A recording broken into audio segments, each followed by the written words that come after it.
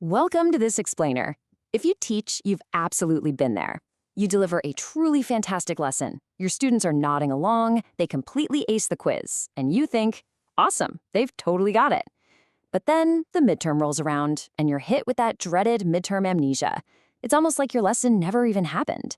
So today, we're diving straight into the science of learning. We're going to figure out how to help our students build durable learning. You know, the kind of deep knowledge that sticks around long after the final exam and actually equips them for their future careers. Here is our roadmap for today. We'll start with performance versus durable learning, then move into spaced practice and interleaving. After that, we'll tackle productive difficulty, go over some practical applications, and finish up with a brief reflection. Let's jump right into part one, performance versus durable learning, or what we can call the illusion of fluency. We've all seen this illusion of fluency play out. A student crushes a test on Friday, but by Monday morning, it's like their brain was wiped clean. Why does this actually happen? Well, imagine two students getting ready for the exact same exam. One of them crams for 6 brutal hours the night before, just completely surrounded by a mountain of notes. The other student studies the exact same material, but for just 30 minutes at a time, spaced out across several weeks. Now here's the kicker. Both of them might actually get an A on tomorrow's test. But short-term performance is definitely not the same thing as long-term learning.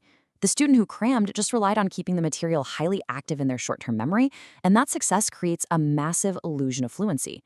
The student who distributed their practice, though, they are far, far more likely to remember and actually use that information weeks or even months down the road. That brings us perfectly to part two, spaced practice, which is really all about when to study. Let's look at how this works as our first structural fix, focusing on exactly when students are practicing the material.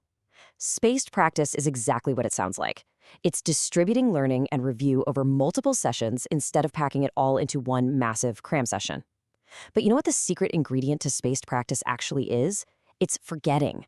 I know, that sounds totally counterintuitive, but when you space out practice, you allow a little bit of natural forgetting to happen between those study sessions.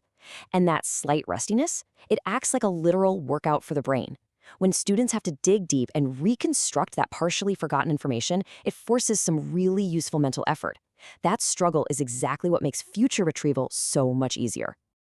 Moving right along to part three, interleaving. This one answers the question of what to study. So if spacing is about the when, interleaving handles the what. It means purposefully mixing related concepts, skills, examples, or problem types together during practice. The absolutely crucial point here is that interleaving requires students to make an active decision. Instead of just practicing one single type of problem over and over until they can do it in their sleep, interleaving shakes things up. When a student hits a mixed set of problems, they can't just cruise on autopilot. They literally have to stop and ask themselves, wait a minute, which concept or strategy actually applies to this specific situation? You can think of blocked practice like building a completely uniform brick wall, doing 20 of the exact same math problem in a row. Now, that's actually great for initial learning when they are just trying to get the hang of a brand new procedure. But if you stop there, it gets misleadingly easy. I mean, the assignment's title practically hands them the solution. Compare that to a puzzle made of mixed shapes, which is what interleaving looks like. Interleaving develops highly flexible knowledge.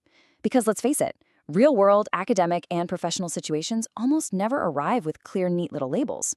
A patient in the ER doesn't announce their clinical protocol, and a messy business problem doesn't gently suggest which analytical model you should use. Across all kinds of disciplines, we see how interleaving and spacing help students recognize those key features and choose the right response.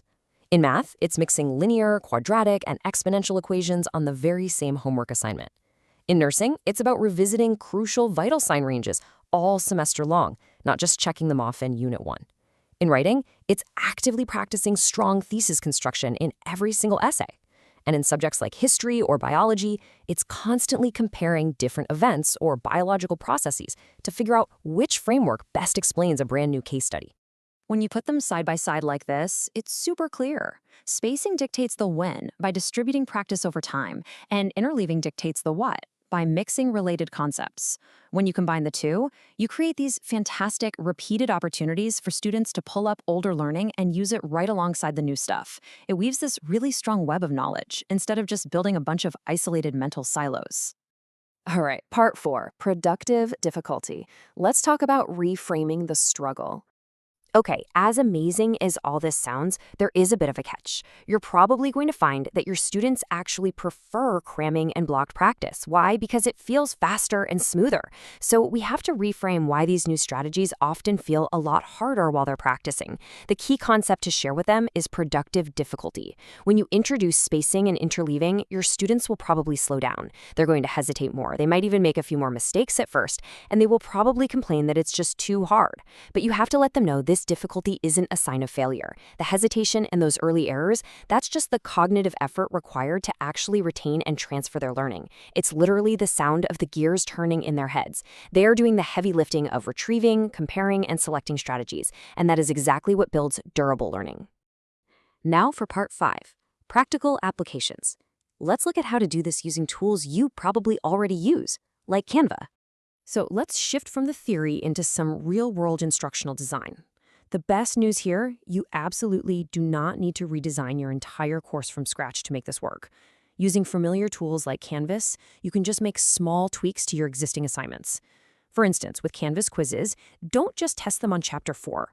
Pull in a few questions from Chapters 1, 2, and 3 to make those low-stakes quizzes cumulative.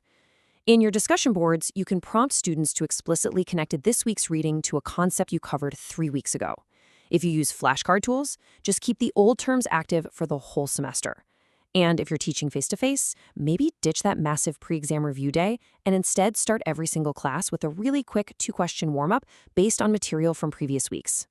Here is a super simple 5-step design process you can use to get started. First, identify a key concept that matters beyond just the current unit. Second, plan exactly when it will return in a future module. Third, identify a related, maybe even an easily confused concept to mix it with. Fourth, create a retrieval opportunity. And fifth, provide some feedback. Now, just a really quick note on step 4. Make sure students are retrieving and applying their learning before they flip back to their notes, check an answer key, or ask an AI chatbot. Because if they ask AI to just solve the mixed problem for them right away, they completely bypass those crucial discrimination and decision-making muscles we're trying to build. The mantra here is think first, retrieve first, verify second. Finally, part 6, reflection and applying these concepts to your own practice. As we wrap up this explainer, I'd love for you to take a brief pause and reflect on your own teaching by thinking about 4 specific questions. First up, what is the difference between spaced practice and cramming? Really think about how distributing practice over time fundamentally changes things compared to massed practice, especially when it comes to long-term retention. Remember that illusion of fluency, right? Just because they know it today absolutely does not mean it's durable. Second question, how does interleaving differ from blocked practice? Consider the massive difference between a student just repeating a single procedure 20 times in a row versus actually having to pause and decide when a specific procedure applies out of a whole mix of different problems. Third, how do spacing and interleaving work together to support durable learning? Reflect for a moment on how the when of spacing and the what of interleaving lock together. It creates this incredibly powerful pedagogical structure that continually exercises the brain's retrieval pathways. And our last question.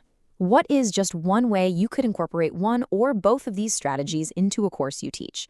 Think about just one small, low-lift tweak you can make in your course next week to get the ball rolling. Maybe it's just throwing 2 old questions onto a brand new quiz, or slightly tweaking a discussion prompt. Those small changes really do compound over a semester. Ultimately, everything we've talked about comes down to this core principle of instructional design. Students rarely remember something just because they encountered it once. Students are more likely to remember what they revisit, connect, compare, and apply over time. So I will leave you with this final thought. In your classroom, are we simply engineering short-term performance for this Friday's test, or are we actively designing durable learning for their entire future?